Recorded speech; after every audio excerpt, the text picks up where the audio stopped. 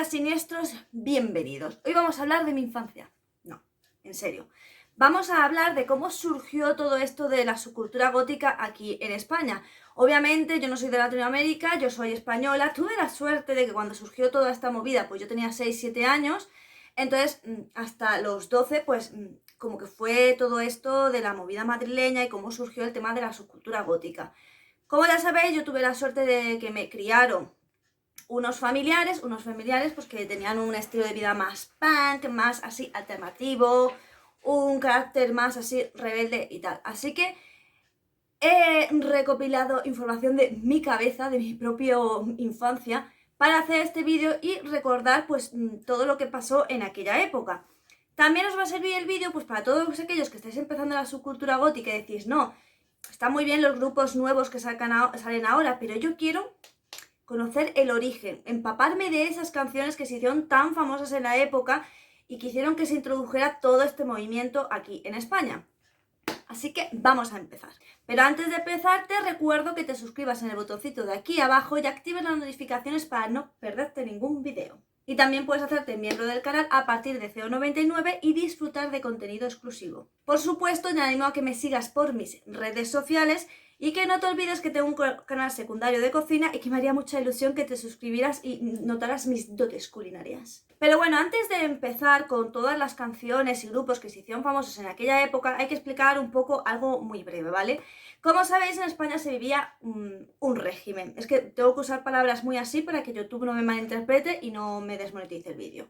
Bueno, se vivía un régimen y cuando la persona que llevaba a cabo ese régimen falleció, pues fue cuando aquellas personas que ya de por sí, por lo bajo, manifestaban su disconformidad y tenían como un carácter más rebelde y más atípico a la época, eran unos valientes, así es tal cual, porque en aquella época pues podías ir a la cárcel en el mejor de los casos. Así que cuando esto ocurrió, todas aquellas personas que tenían en su interior como esa cosa y que tenían conocimiento de todo lo que estaba ocurriendo en otros países, por ejemplo el Reino Unido, pues empezaron a, digamos, dejar florecer todo eso. Entonces empezó a venir mucha música nueva y entonces lo primero que surgió fue el punk. Mucha gente se piensa que surgió el punk y al cabo de los 20 años surgió el post-punk. No, la verdad que aquí en España no sé cómo funciona en otros países, ya os digo, yo os hablo de España. La verdad es que en España el punk empezó, ya os digo, justo cuando acabó el régimen, en el 75-76, ¿vale? Entonces fue cuando surgió toda esta movida y obviamente pues surgió este movimiento que, como sabéis, era muy reivindicativo porque además se acabó con el tema de, por ejemplo, que te encarcelaran por ser homosexual, o ya empezó a surgir el feminismo en España, gente que no estaba muy de acuerdo con el tema del gobierno y ya, claro, surgió mucha gente que, pese a haber democracia, pues también estaba en contra de ese sistema de Estado. Ahí entra en base el punk, que como sabéis el punk reivindica mucho el tema pues de ir en contra de la sociedad, del sistema capitalista, una anarquía y tal. Que eso hablaremos el viernes en el directo, qué ocurrió con el punk, ¿vale? Porque obviamente le afectó muchísimo el post-punk. Bien, pues ya hemos llegado a esa época. De entonces en el Reino Unido, en los 80, finales de los 80, principios de los 80, es cuando empieza a surgir toda la movida post-punk, ¿vale? Porque lo primero fue el post-punk y luego a partir del post-punk se empezaron a salir ramas. Ocurre que muchísimos españoles, que bueno, haré otro vídeo sobre la movida madrileña y todo lo que el salseo que hay referente a ella, porque hay ahí un poco tema oscuro, pero la verdad es que había muchísimos españoles que o bien estaban viviendo en Londres por estudios o lo que fuera, o bien pasaban largas temporadas en Londres. Entonces ellos allí lo tenían como muy mamado porque lo estaban viviendo en ese momento. Entonces, ¿qué hicieron? Pues se vinieron para acá y trajeron toda la movida. Y ahora vamos a empezar con el tema que nos vinieron del Reino Unido y tal, y luego hablaremos qué pasó cuando esos españoles que estaban en Londres pues trajeron todo ese movimiento aquí en España. Obviamente aquí en España pues estaba la primera y la segunda y creo que poco más. Más adelante saldría Telecinco y Antena 3, pero tenemos la primera y la 2. Yo era de las afortunadas porque mi familia se gastaba pasta que teníamos la parabólica. En la parabólica obviamente había muchísimos canales dedicados a música. No solo a música, en plan videoclips, no es como ahora en MTV que te mete ahí, que si un reality show, que si, en fin, cosas que no tienen realmente nada que ver con la música. Entonces, los canales de música se dedicaban a ponerte videoclips, hacer documentales contándote la vida de los integrantes o tal, o destripándote canciones. Esta canción significa esto, esto, lo otro. Y entrevistas, muchas entrevistas. Aunque tengo que decir que muchísimos de estos cantantes, por no entrar en lo que era el tema comercial, no admitían entrevistas. Entonces muchas veces las entrevistas era básicamente un tío dando su propia interpretación de la canción o de lo que buscaba ese grupo, que normalmente todavía no estaba como muy bien visto y siempre acababan diciendo cosas como este es un caprichoso que quiere llamar la atención. Básicamente se reducía todo a eso. También te aviso que este vídeo va a ser largo porque esto no se puede explicar en 2-3 palabras porque esto es historia de España. No, historia de la subcultura no se puede resumir mucho, ¿vale? Y aparte yo me enrollo bastante, así que píllate un café, un refresco o lo que te dé la gana porque prepárate y agárrate las bragas que allá voy. Tenéis que saber que yo las fechas exactas en plan de no, cuando yo tenía exactamente 5 años, yo me acuerdo de escuchar esta canción. No, yo os voy a decir las canciones que compusieron mi infancia y que, como recuerdo yo que primero pegó un estilo y luego como que pegó más otro, ¿no? Uno de los que más fuerte pegó fue The Cure, que bueno, básicamente se hicieron súper famosos por la canción Boys Don't Cry, ¿vale? Los chicos no lloran. Era una canción muy muy buena. Luego sí es verdad que muchísima gente ha pensado que Luvali era como que la canción top de The Cure, y en realidad no, en realidad en España aquí lo que pegaba muy fuerte era Don't Boys Don't Cry. También pegó muy fuerte Killing an Arab, entonces eran canciones que expresaban cosas diferentes, ¿vale? Era una crítica social, pero ya no a la política o el sistema económico, social, político, no. Era más un tema de expresar sentimientos que hasta entonces como que no se les había dado ese tipo de tinte. ¿Qué me refiero con ese tipo de tinte? Pues que era un tipo de tinte más dramático y depresivo, ¿no? En plan, ay, me enamoré y me rompieron el corazón. No era ese tipo de sentimientos, ¿vale? Eran sentimientos, mucha gente dice, expresan tristeza, expresan nostalgia. Pues sí y no, porque realmente la persona que estaba pasando por todo eso, y más en aquella época que los trastornos mentales eran nada, pues básicamente te sentías súper identificado. Luego también hay que tener en cuenta que la música gótica pues destaca mucho por el rollo del sintetizador y el bajo. Yo no entiendo mucho de música, pero es lo que notas tú realmente, ¿no? Cuando escuchas música gótica, entre el tipo de voz del cantante, el sintetizador y el bajo es como que lo que más se te queda. También, por supuesto, súper famosa Love Song, pero como os digo, la primerita, Boys Don't Cry, ¿vale? Los chicos no lloran. Pero la cuestión es que se escuchaba, pero no, como que a la gente sí le gustaba mucho el rollo, pero no terminaba de calar. Al final esta banda, por parte de las personas que estaban como empezando a interesarse por ese tipo de subestilo, no terminó de calar mucho en ellos. Es cierto que luego con los años la gente ha dicho, The Cure es un gran referente para su cultura gótica. En el momento no. ¿Y por qué? Porque Robert estaba hasta las narices de decir que a él no lo etiquetaran, que él pasaba de etiquetas, que no relacionaban con ese subestilo y tal. Y luego también, como se valoraba tantísimo lo que era la cultura underground y que luego ellos tomaran un rumbo más comercial, se criticó muchísimo. Porque entonces es verdad que la música era un método de expresión, daba voz a muchísimas personas que se sentían así y realmente sí se consideraba una tradición que tú te fueras por el lado más comercial. Y luego, por supuesto, tenemos a Sioshi, ¿vale? Ya sabéis, mi pronunciación es muy mala, así que voy a intentar cortar porque si digo todo el nombre la voy a cagar muchísimo. Ellos, de nuevo, también se hicieron bastante famosos con una canción que era Hong Kong Garden, ¿vale? Y aparte de la crítica que llevaba esa canción, tenéis que saber que la mayoría de las personas no entendían mucho el inglés. Pero sí notaban el tono irónico, es decir, el tono burlesco de la canción, ¿no? Como que te estaba contando algo divertido, pero al mismo tiempo estaba ahí metiendo puñaladas a saco.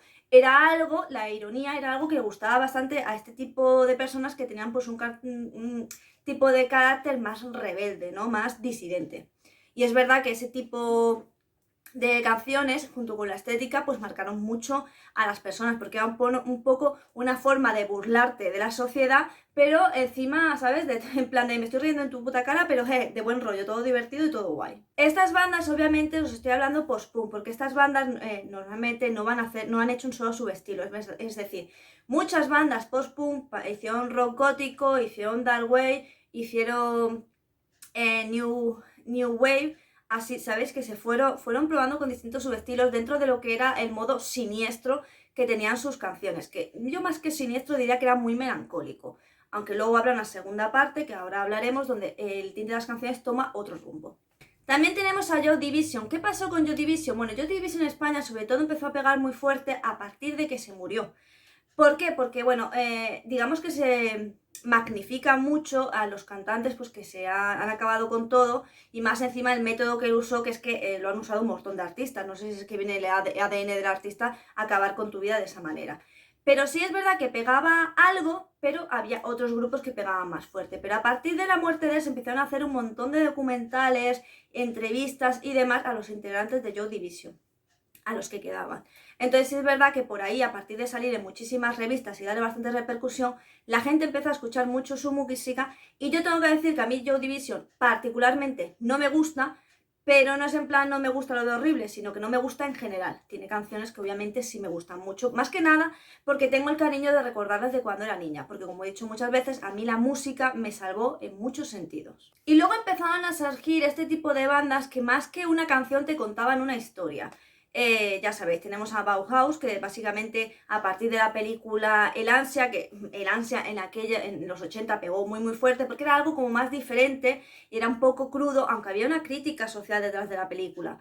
No sé si la habéis visto. Yo, si puedo encontrar algún enlace a internet, es que no sé si está en internet porque es muy muy antigua, pero intentaré buscarla y dejarla, porque creo que El Ansia es como una película que marca el paso que se dio de la subcultura gótica, de la música gótica, de hablar de sentimientos más depresivos y tal, como era el post-punk, que como te hablaban de otros tipos de sentimientos, otro tipo de estados de ánimo.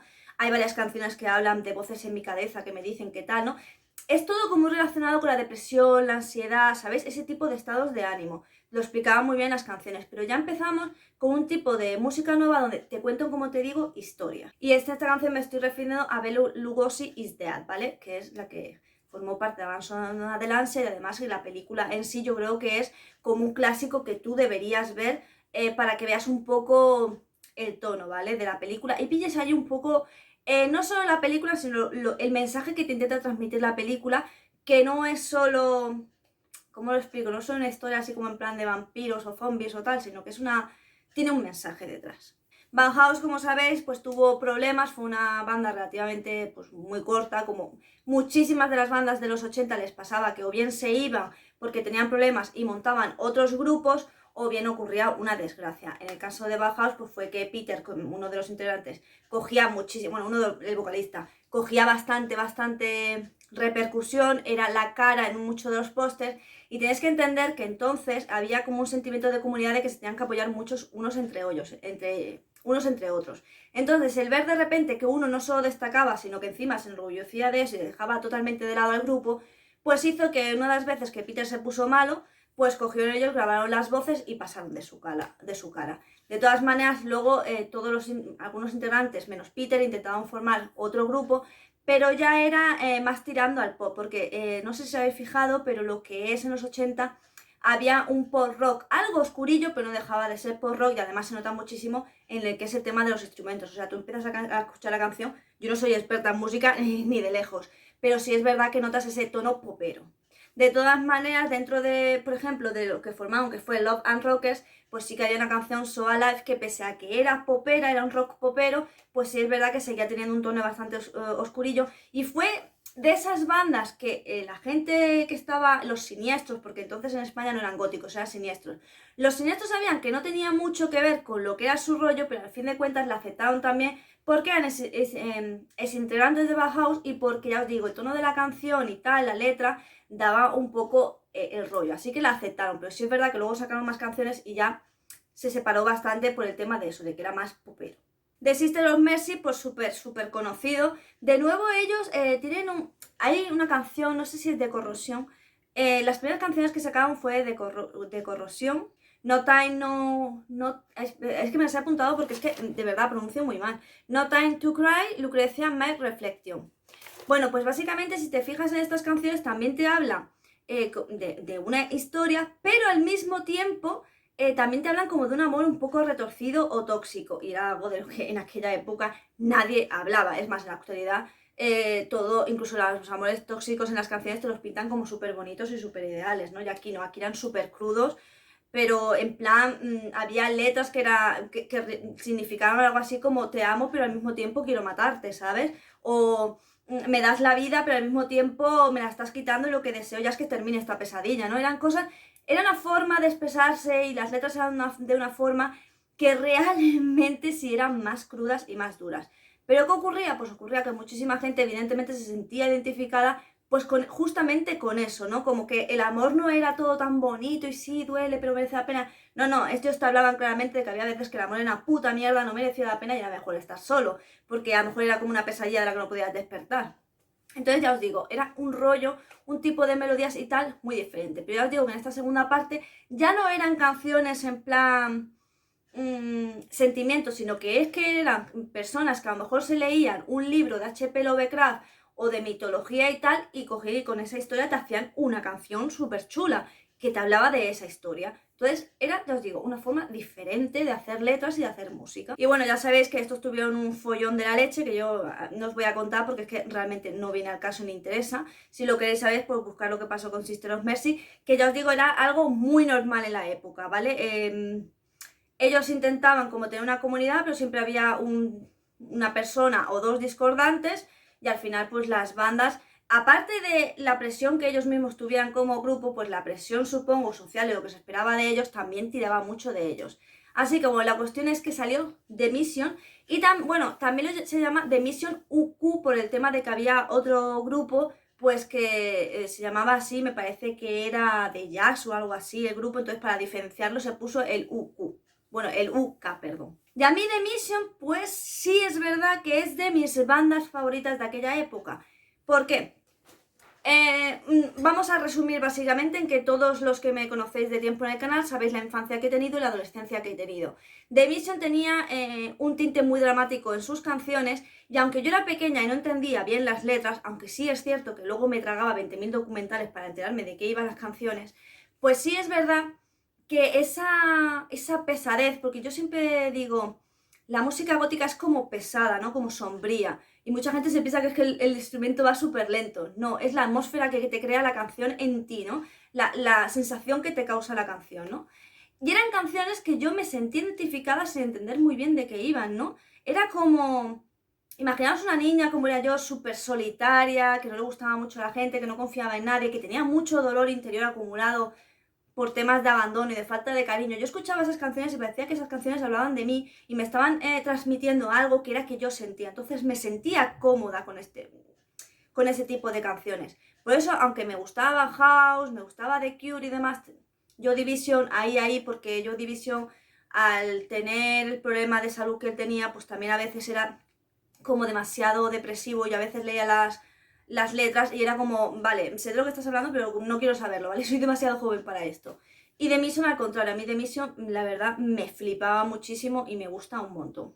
Y la canción que más escuchaba en aquella época es Start With Me. Quizás hubiera otras, pero yo os digo la que yo recuerdo, en plan, no sé si os ha pasado que sois pequeños, os tapa una canción y la ponéis en bucle. Bueno, pues mi bucle era Start With Me, ¿vale? O sea, tal cual.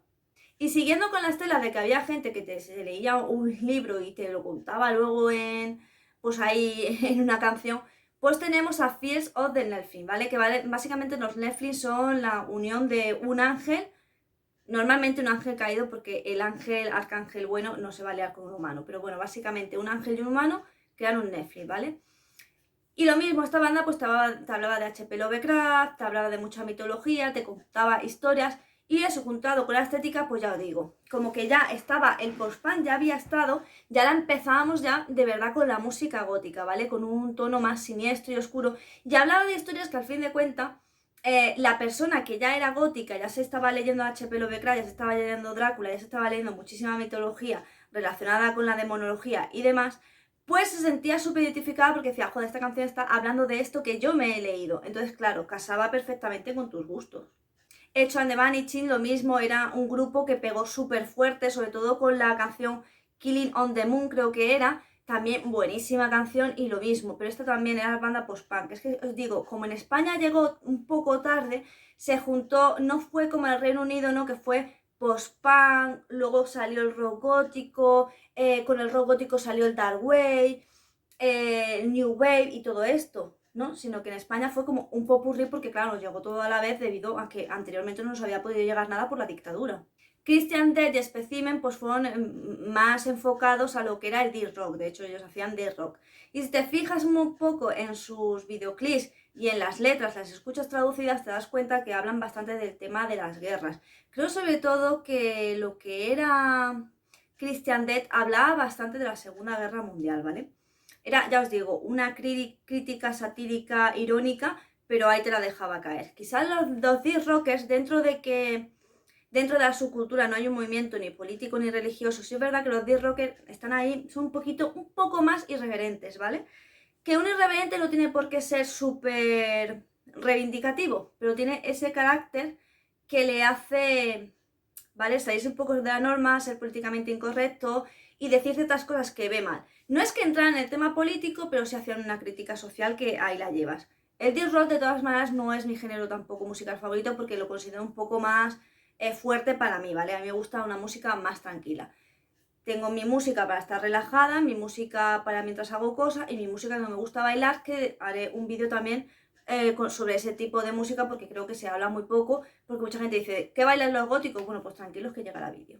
Además, Specimen fue súper importante porque fue uno de los fundadores del Bad Cay, que ya hablaremos un día del Bad Cay, porque digamos que el Bad Cay es a Londres lo que la movida madrileña sería España, ¿no? Solo que en este caso sería un pub gótico más, bueno, un pub más concreto donde se reunían este tipo de grupos, y la movida madrileña fue como un conjunto, ¿vale? Que se hizo como una especie de concierto y a partir de ahí empezaron a surgir como un montón de bandas que luego se fueron reuniendo y reorganizando. Y bueno, voy a dejar el vídeo por aquí, pero voy a hacer segunda parte, así que espera la segunda parte que será publicada, pues si esta es el martes o el viernes, o el jueves, pues la siguiente será el martes o el jueves, porque estoy viendo que está quedando demasiado largo y es mejor que lo dividamos. Así que no olvides, como siempre te digo, suscribirte y darme un pedazo de me gusta para que yo sepa que te gusta este contenido.